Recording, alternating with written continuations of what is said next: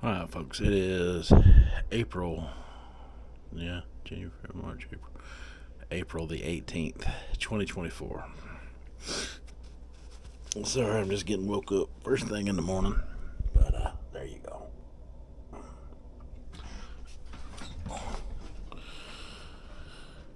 We're going to do a weigh-in real quick.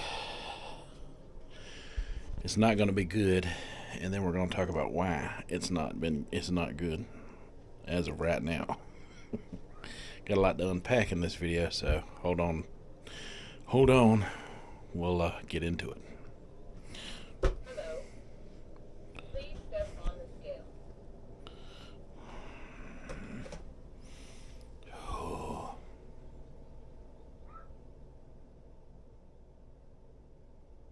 Your weight is 327.4 pounds.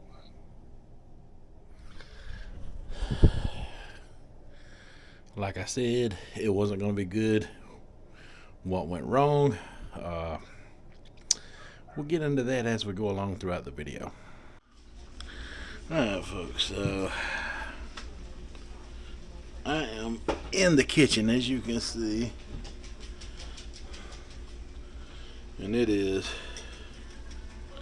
8:22 in the morning. A little bit of salt in that water there.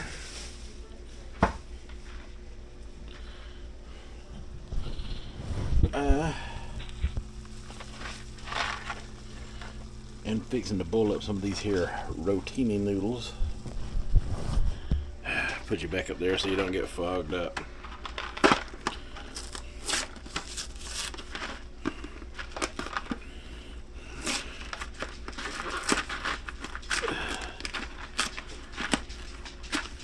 Just gonna get these cooking, let them boil, and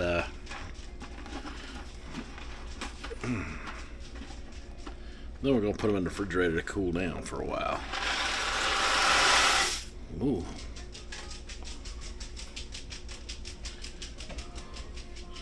That filled that pot to the limit right there.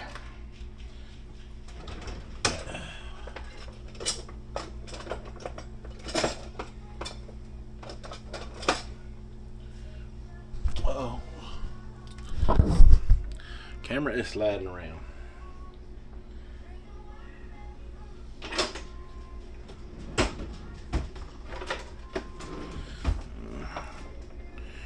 Stir them around, keep them from sticking.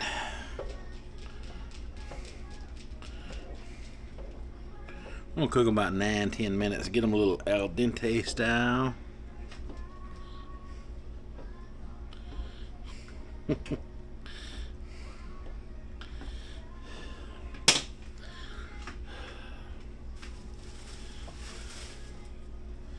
Also got me 2 cans of these crushed tomatoes that's going to go in there with them. And I got to pick up some ground turkey while I'm out. Because we're going to make us a pasta style dish. And we're going to get into some resistant starch over the next week or two. Since I'm basically at ground zero, starting over again. Just figure I'd try something new and something different for a change. So I strained it and I added 1 can of the crushed tomatoes to it, and saving this can for when I get my ground turkey. That I'm going to add to it, because that'll be my lean source of protein going into this. Now there's a lot to unpack when it comes to resistant starch. Haven't seen anybody else take this on, so might as well be me. Gotta weigh in on the scale. We'll either gain or we'll lose. But once and for all, we're all gonna know if this whole resistant starch thing actually works or not. I'm going to place this in the refrigerator. It is 8:44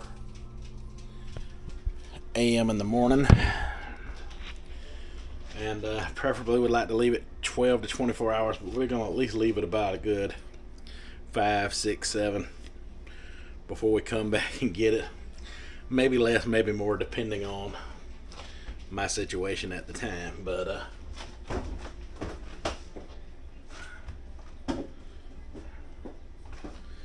there we go. There it is in the refrigerator. I can put it up on that top shelf. It'll get cold even faster. But that's plenty good enough right there. Now I'm just overthinking things. Alright. Let me hit the road and we'll get started with our day. Alright, folks, so it is now 1:40 in the afternoon. And my pasta has been refrigerating all day long. Now, I know that ain't the healthiest pasta that I can get. You know, I think, you know, a healthier option would be the wheat from what I've looked into. But this whole resistant starch thing, you know, of course, you know, a lot of people in the carnivore side of things say it's bogus, you know. It doesn't work. I've seen, you know, some keto dieters, you know, test it for glucose and stuff like that, you know, and yeah, they had some spikes on it, and they had some spikes that, you know, when they ate it cold, it weren't quite as high, and then when they reheated it, they had even less of a spike, you know. Still didn't want to take the chance on it. Well, we know all of that about resistant starch, but what about all the other claims that they say?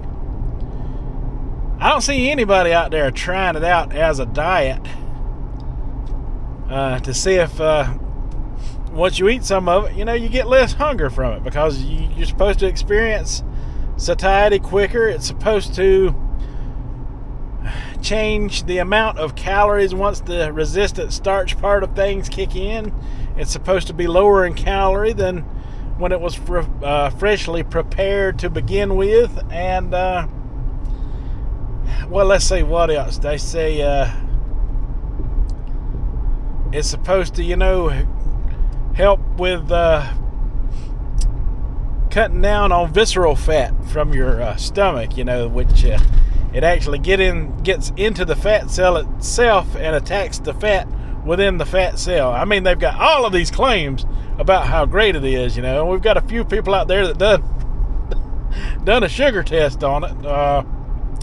But what about all these other claims? You know, I'm not having no diabetic issues right now. I'm 52 years old. I've been experimenting with diet lately, you know.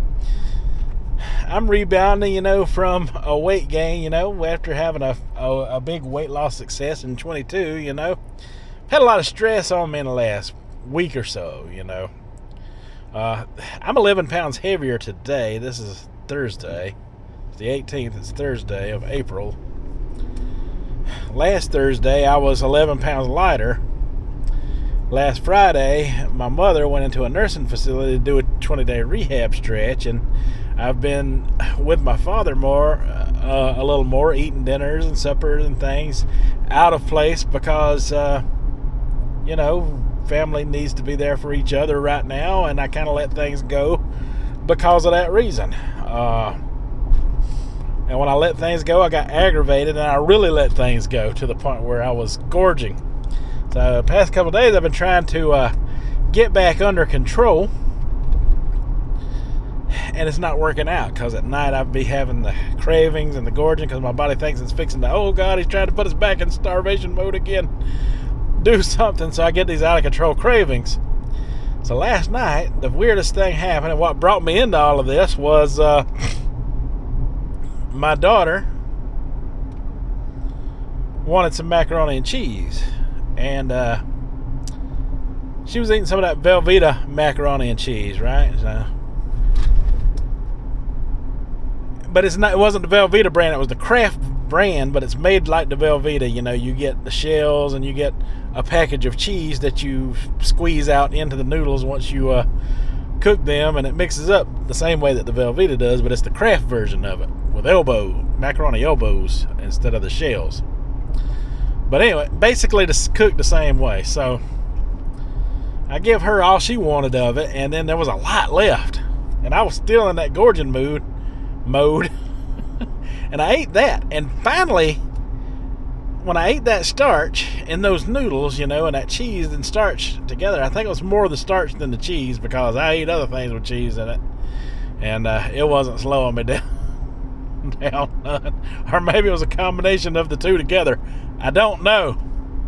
What I do know is I immediately got satisfied after eating that. It finally calmed down those gorge, out of control cravings that I was having.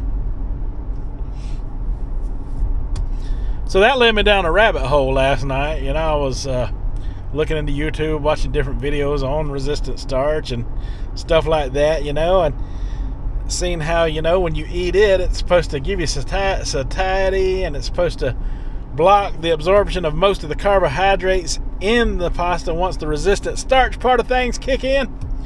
And I looked for videos of people doing diet on it, and all I seen was people testing their blood glucose levels. Nobody was actually putting the diet through the test. I say, well, hey, I'm a big old guy. And mind you, before all this, I started to go carnivore. I was like, well, at least if I do that, I can eat all of the meat I want, And if I do get to craving anything, I can, at least do away with zero carb. I almost made a mistake there and done that. Not that it would have been that big of a mistake or anything, but hey, I like my carbohydrates. And if I can lose some weight with this whole resistant starch thing, and it actually attacks fat and fat cells, why not give it a good old tree out? Nobody else is doing it.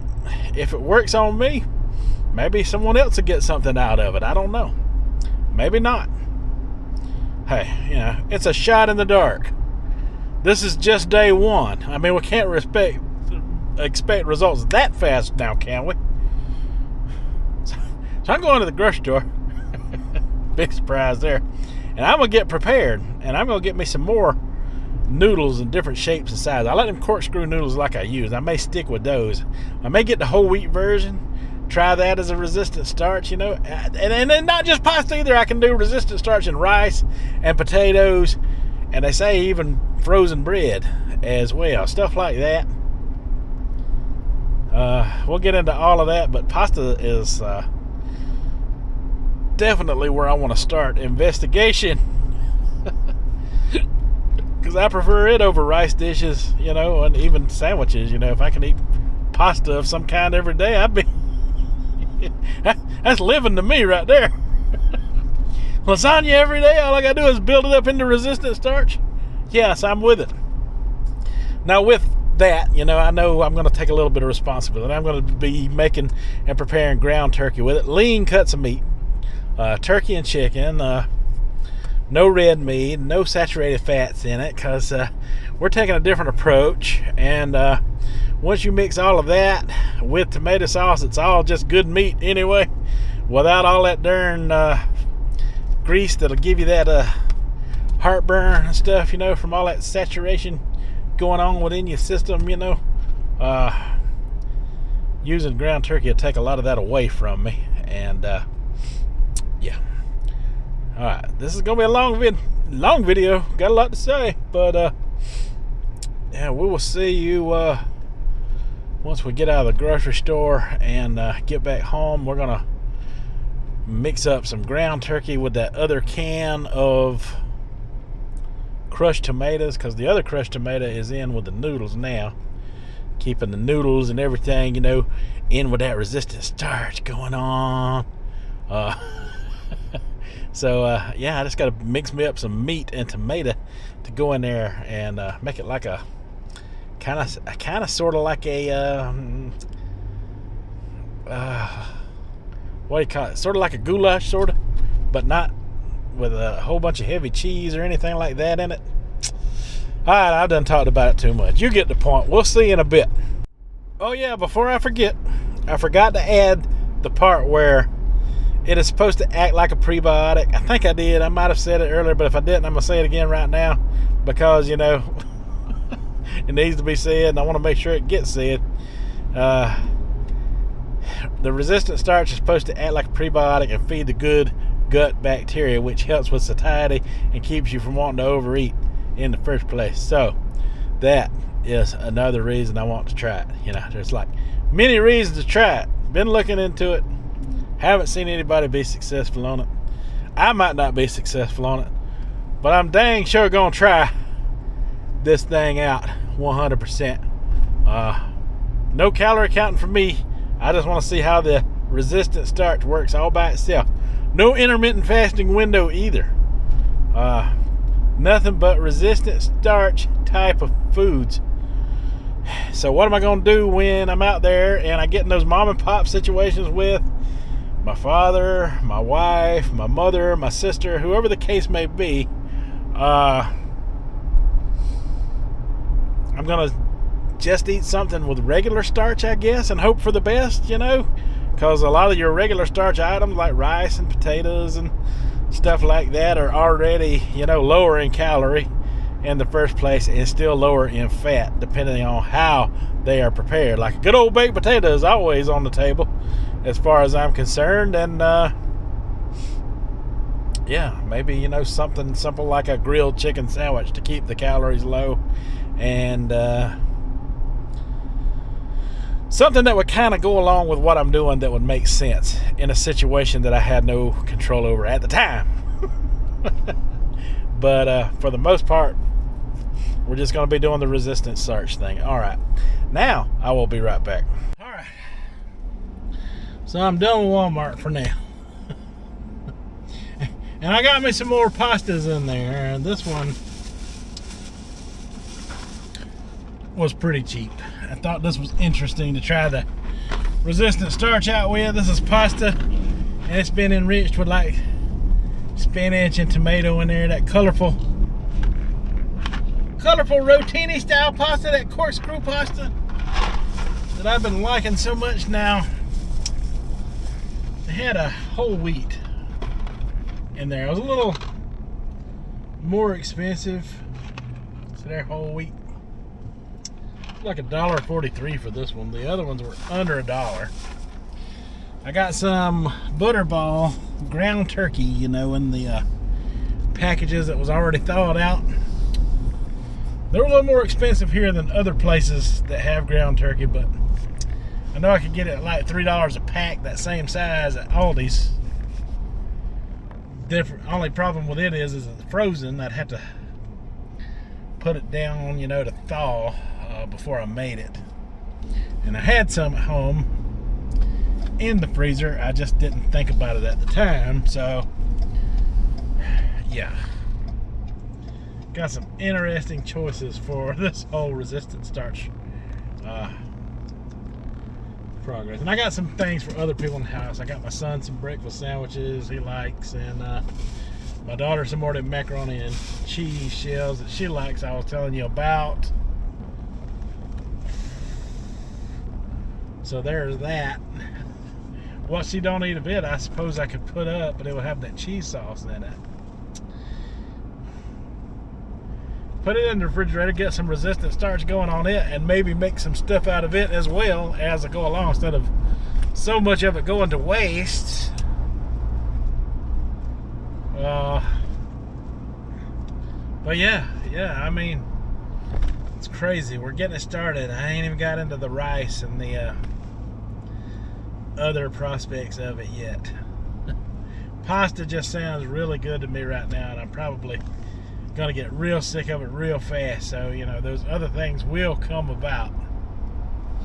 I gotta do more research on it. I gotta do research on instant rice versus regular rice and how all that affects resistant starch and stuff and such as that. Like I said, I opened up a can of worms, and here we go down the rabbit hole. So I got me some lean ground turkey, and I got the other can of crushed tomatoes in the pot, and I'm just heating all this up. I'm gonna add me some mushrooms from the can because I like a little mushroomage in mine. Ooh. And I also got some black olive I'm gonna add in there as well. There we go.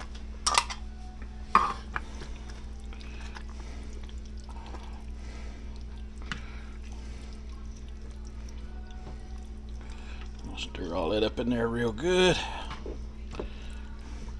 This is my resistant starch pasta. It's been chilling in the refrigerator for about almost 12 hours now. About 10, no lie. So, got me a cover for this dish here. We're gonna let that do its thing, and then we're going to put it over the top of that. Just kind of heat it up in the microwave if we need to, but if this is hot enough, I may not even need to heat up the resistant starch pasta. I may can just put it over the top, stir it up, and it'll be warm enough. I think it will be warm enough. Also got some of this to go on top, Italian grated. It is 1/3 less fat than Parmesan cheese, so 15 calories, 0 saturated fat. So yeah, we'll put some of that in there as well. Alright, we'll see when it's done. Alright folks, here we go. I'm gonna put the hot on top of the cold, stir it up. Should bring everything to the right consistency. And I did add a little fennel seed to the sauce and some thyme, just for extra flavor, and a little bit of garlic. But that ain't even a portion of that bowl. There's a whole lot left. And I'll just combine what's left of this in that bowl with the rest of the pasta, put it back in the fridge, and keep on keeping on, just like that. A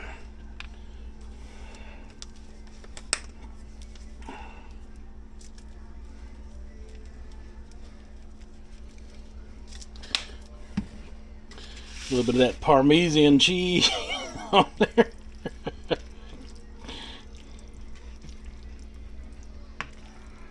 All right. Oh yeah. That's so hot, it's warming it up nicely.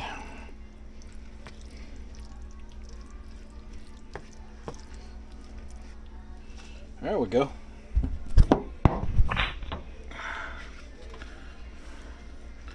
And that is supper.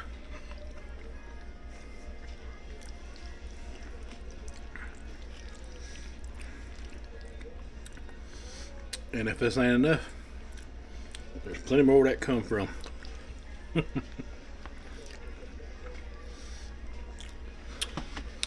Alright folks, I'll see you tomorrow for resistant starch day 2. We'll do a weigh-in every day and just see how all this goes. So until then, you folks have a good one.